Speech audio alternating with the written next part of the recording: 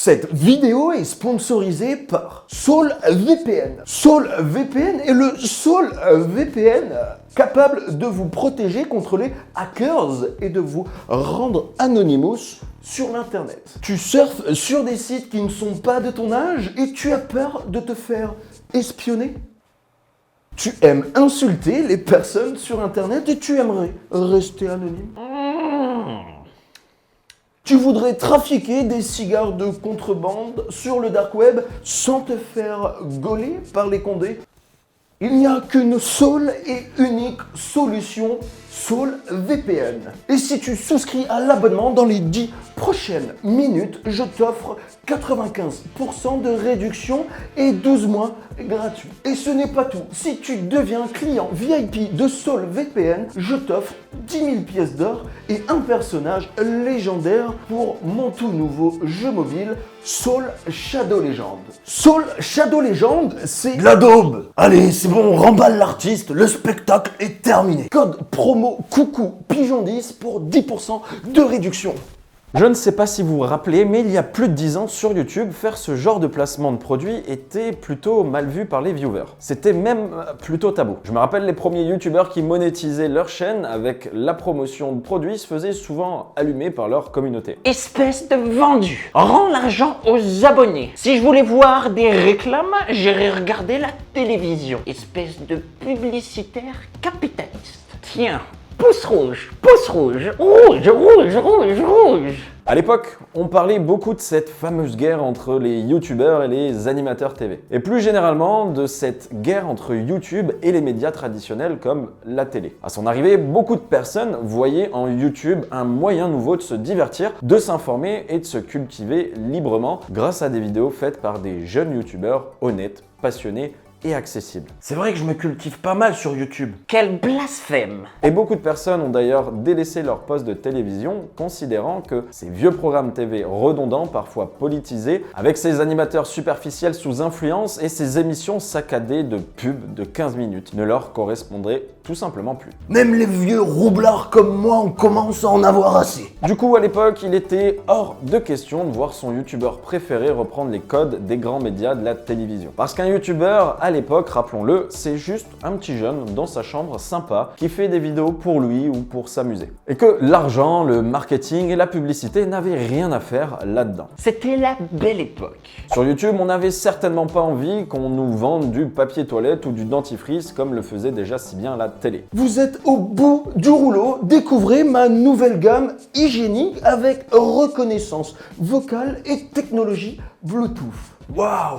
Pire qu'un boomerang ce mec, il nous revient toujours en pleine gueule. Mais ça a bien changé depuis. Aujourd'hui, ce fossé qu'il y avait entre YouTube et les médias traditionnels a clairement rétréci. Les youtubeurs reprennent de plus en plus les codes de la télé et à contrario, la télé cherche à renouer le contact avec les internautes en reprenant de plus en plus de codes de YouTube et d'internet. On ne peut pas vilipender aussi facilement avec la télé. Il n'y a même pas d'espace commentaire.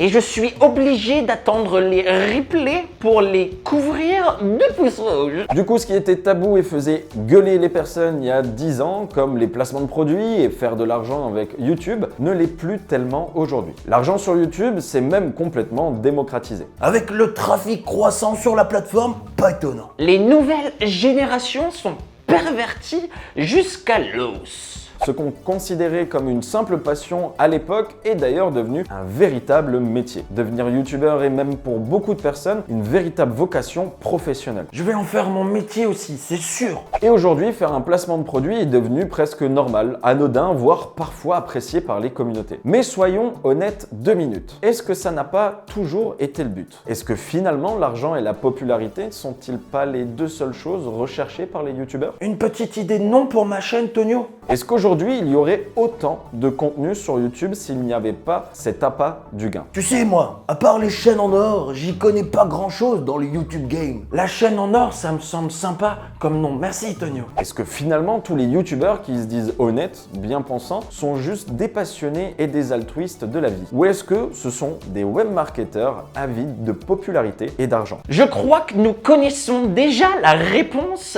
à cette question. Les amis, vous regardez un nouvel épisode de Vends-moi du rêve et aujourd'hui on va parler du business caché des youtubeurs. Tu vas encore te faire des potes avec cette vidéo. Salut, c'est Julien. Vous révéler le secret puissant. Ne t'inquiète pas, ça va bien se passer. Moi, je pense que la question, elle est vite répondue.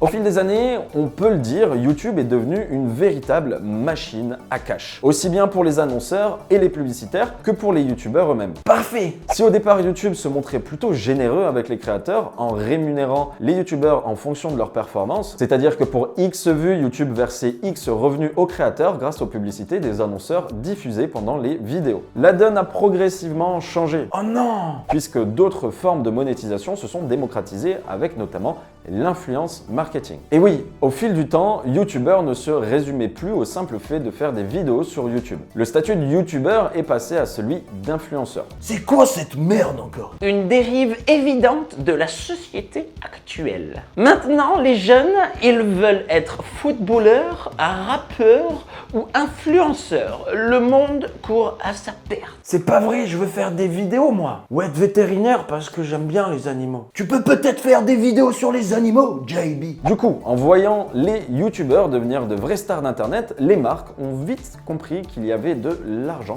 à se faire. Les annonceurs ont alors commencé à contacter les youtubeurs ayant beaucoup d'influence sur leur communauté pour profiter de leur audience et mettre en place des partenariats commerciaux. C'est pas mal ça, Tonio. Mais tu es prêt à investir sur ma chaîne? C'est alors que les placements de produits sont arrivés sur le devant de la scène. Jeux mobiles, VPN et affiliations en tout genre. Mais bien sûr, JB. T'es mon poulain. Allez, tiens gamin, va t'acheter une glace. Merci, Tonio. Je sais pas si ça va m'aider. Un bon moyen, du coup, pour les youtubeurs de générer beaucoup plus de revenus grâce au sponsoring et à l'affiliation. Entre-temps, YouTube se montrait de moins en moins généreux avec ses youtubeurs stars. La rémunération à la performance en fonction du nombre de vues devenant de moins en moins intéressant, ces derniers ont trouvé des alternatives pour générer encore plus de revenus. Eh mais, Tonio, c'est même pas un vrai billet. Je croyais que c'était pas vrai le projet de ta chaîne. Car au fil du temps, les youtubeurs ont compris que leur communauté était une vraie mine d'or et qu'ils pouvaient aller encore au-delà du statut d'influenceur. Si des entreprises les contactent et lâchent des milliers d'euros pour promouvoir leurs produits, c'est que forcément, avoir une communauté, ça paye. Ce n'est pas pour autant qu'il faut essorer son audience comme un lavomatique.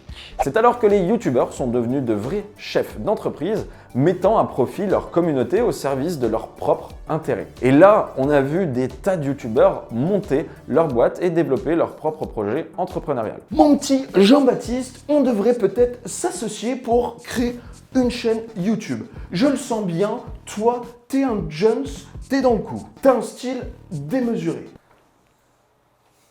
Et moi, le vieux routard du business qui a toutes les cartes dans sa manche, un réseau international, on ferait vraiment une bonne équipe. Je sais pas, Steven, je le sens pas trop. Pour une fois que t'as du flair, gamin. Des exemples, je pourrais en citer des centaines, mais pour les plus connus, Thibaut InShape, Amixem, Matt se fait des films avec leur gamme de vêtements, Cyprien John Rachid, Le Rire Jaune avec la sortie de manga et bande dessinée, ou bien encore Dr Nozman qui a sorti une gamme de skateboard et plus récemment a développé son propre produit. Et bientôt, Steven et JB, les deux rigolos des réseaux sociaux. C'est vrai que t'es de loin le clown le plus drôle que je connaisse, Blandinet. N'oubliez pas de m'envoyer le lien de votre chaîne. J'ai déjà un commentaire pour vous.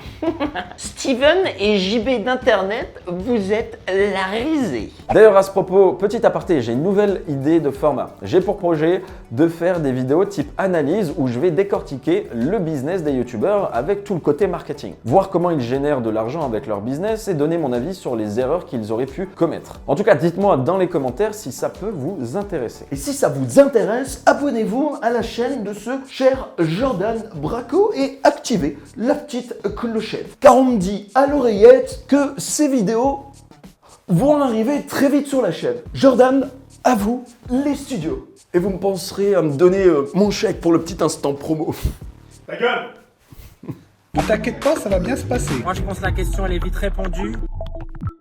On ne va pas se mentir, sortir des vidéos, ça demande énormément de boulot. et ça prend pas mal de temps. Entre le script, le tournage, le montage et la publication, faut être motivé pour avoir une régularité sur YouTube. Quand une personne consomme une vidéo YouTube, généralement, elle ne s'imagine pas tout le travail et le boulot qui est effectué derrière. Tu vas avoir du boulot, mon JB. Retrousse déjà tes manches. En effet, la plupart des personnes s'en foutent royalement. En réalité, ils regardent juste la vidéo, se divertissent 5 minutes, mettent un pouce bleu ou un pouce rouge, Moi, je mets toujours des pouces bleus. Et moi, des pouces rouges. et ils passent à la vidéo suivante. Alors j'en reviens à l'une de mes questions initiales. Est-ce qu'il y aurait autant de contenu aujourd'hui sur YouTube s'il n'y avait pas de carotte qui faisait avancer l'âne? C'est-à-dire l'argent et la popularité. Sur ma chaîne, il n'y aura pas de carottes, moi. Sachant que sur YouTube, la popularité amène l'argent, Tu es sûr, mon Jean-Baptiste? Une petite carotte de temps en temps, ça rend aimable, à ce qui paraît. je crois qu'aujourd'hui, rares sont les personnes qui ouvrent leur chaîne YouTube juste pour le fun ou pour le plaisir de partager. Je crois que la plupart des personnes qui le font ont un intérêt derrière. Un intérêt financier, politique ou social. Tout est manipulation et manigance. Alors rien de mal à ça parce que je fais exactement la même chose. Faute avouée ne sera jamais pardonnée. Même si j'ai fait cette vidéo aujourd'hui pour être honnête, c'est aussi pour faire un peu de dénonciation. Je vois beaucoup trop de youtubeurs qui se disent de la bien-pensance ou du moins se positionner comme tels, critiquer à longueur de journée les web entrepreneurs. Par exemple, c'était le cas avec plusieurs reprises et récemment encore de la part du youtubeur Incréatif. Donnez-moi sa chaîne, je le recouvre de pouces bleus. Je ne vais pas revenir sur le sujet car j'ai déjà fait une vidéo complète là-dessus. Mais quand on y réfléchit bien, pourquoi Incréatif use autant d'énergie à critiquer les marketeurs, comme dans cette vidéo par exemple, ou plus récemment des business en ligne comme le dropshipping dans sa vidéo? Est-ce qu'il agit en bien pensant, simplement pour faire servir l'intérêt public ou par pur acte d'héroïsme? Ou est-ce qu'il a tout simplement compris que faire des vidéos critiques sur des sujets polémiques, ça génère du buzz et de l'audience? Sachant qu'un créatif est un web entrepreneur avant d'être youtubeur, je crois que la question est vite répondue. Ouais, c'est l'hôpital qui tire sur l'ambulance de la charité. Prenons un autre exemple avec Seb Lafrite. Rappelez-vous, il y a 3 ans, Seb Lafrite avait sorti la vidéo Comment réussir sa vie, où il critiquait les youtubeurs formateurs et avait notamment mis Emmanuel Friedenreich en PLS. Je vous présente Emmanuel Friedenreich. Bon, je vais vous révéler le secret puissant. D'ailleurs, le youtubeur Thomas Gauthier avait fait la même chose. Vous avez probablement vu passer les publicités d'Emmanuel Friedenreich, qui est un jeune Français millionnaire qui s'autoproclame comme étant un copywriter. Peu importe ce que c'est. Bon, je doute que Thomas Gauthier ne sache pas ce qu'est un copywriter. Mais bref. Pensez-vous que Thomas Gauthier ou Seb Lafrite auraient fait cette vidéo s'ils n'étaient pas sûrs que ça allait générer des vues et donc du clic et donc de l'argent? Au final, c'est quoi le pire dans tout ça? Taper sur des personnes pour faire de l'audience ou faire croire à son audience qu'on fait partie des bonnes personnes alors qu'on sert juste son intérêt personnel? Pas facile cette question. Je vais peut-être casser un peu l'ambiance, mais au final, un youtubeur, un animateur et un entrepreneur ont un objectif commun et il est marketing. Étape 1.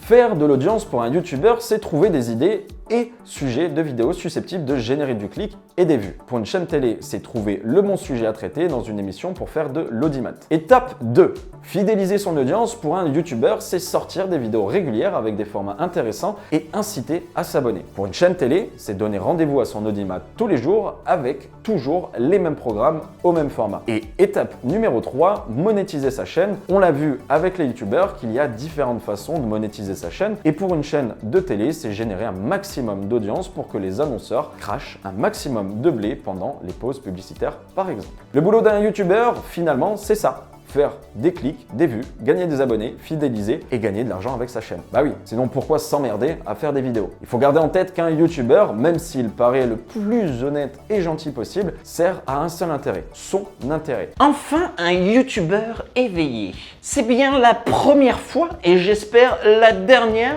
que je suis d'accord avec ce barco. C'est bien normal, ça n'enlève à rien au fait qu'on puisse aimer faire des vidéos et être passionné par les sujets que l'on traite. Bon, JB, t'es prêt à te lancer, toi? C'est sûr que tu fais pas ça pour l'argent, moi. Mais s'il n'y avait pas cette fameuse carotte qui fait avancer l'âne, il n'y aurait pas autant de contenu sur YouTube et sur Internet de manière plus générale. Je suis prêt, Tonio. Car à quoi bon sortir des vidéos si personne ne les regarde? Bien évidemment, mon but avec cette vidéo n'est pas de cracher sur tous les youtubeurs, loin de là. Ça, j'en fais mon affaire. Vouloir que sa vidéo soit vue par un maximum de personnes n'a absolument rien de mal, bien au contraire. J'incite même les personnes à partager un maximum leur savoir, leurs pensées, leur délire sur cette merveilleuse machine qui est YouTube. Ça vous embête si je vous emprunte un peu de matos pour ma chaîne? Ok, j'y vais. Tout comme vouloir gagner des abonnés et gagner de l'argent grâce à la plateforme, c'est tout à fait légitime. Et je suis moi-même le premier à chaque fois à vous demander de vous abonner, de liker, etc.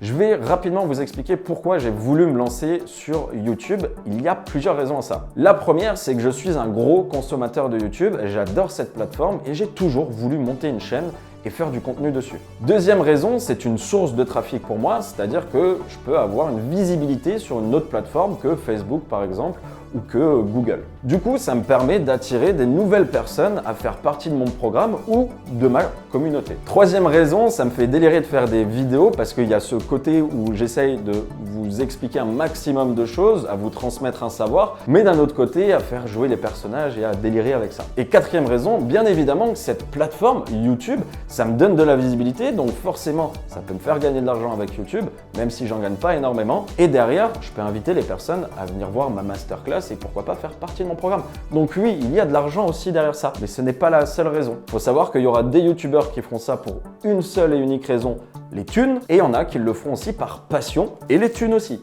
Faut le savoir. Je trouve ça génial de pouvoir vivre de son contenu tant qu'on reste parfaitement honnête avec soi-même et les autres. Et comme dit ce zèbre de Steven Saul, la richesse n'est pas toujours le fruit de l'honnêteté. Pouvoir transmettre son savoir ou simplement sa joie de vivre et vivre de ça, je trouve ça incroyable et c'est ce que j'aime sur YouTube. Allez mon JB, c'est ton heure. Fonce et partage-nous ta passion. Je sais aussi que certains youtubeurs ne cherchent pas forcément la gloire ou la fortune, donc cette vidéo n'est absolument pas une généralité sur les youtubeurs. Mais voilà, petit coup de gueule très vite fait contre ceux qui crachent sur les personnes, se disent bien pensants et se font passer pour des héros du web alors qu'ils feraient mieux de balayer devant leur porte. C'était Jordan Braco, merci d'avoir visionné cette vidéo, je vous dis à la semaine prochaine, peace. Ouais, j'y vais. Allez, ça tourne.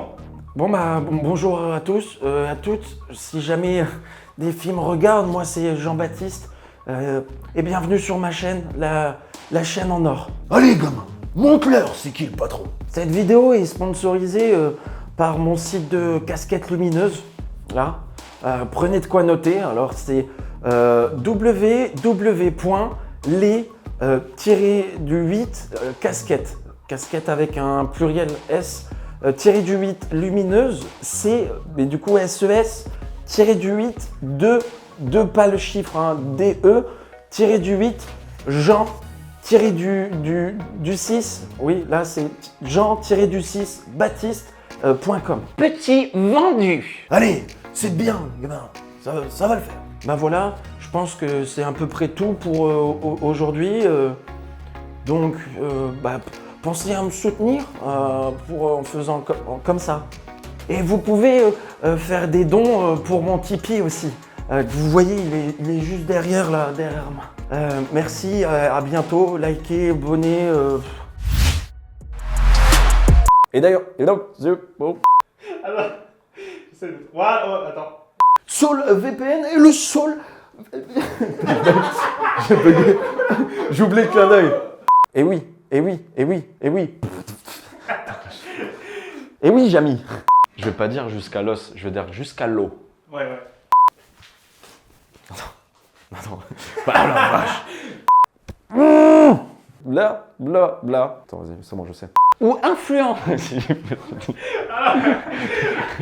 Prestigious. The new perfume ninja. VPN capable... J'aime bien les petites chattes. Ah, c'était pas dans le script, ça. Pardon. J'aime bien se redresse pour pas rigoler. Ah non, mais c'est trop drôle. Ah, mais c'est le bout de tonneau qui est arrivé là. Ouais, prends un bout du rouleau. Ouais. C'était Jordan Braco. Oh merde, putain. C'est une fin de tournage. Fin de tournage. Nice. Ouais.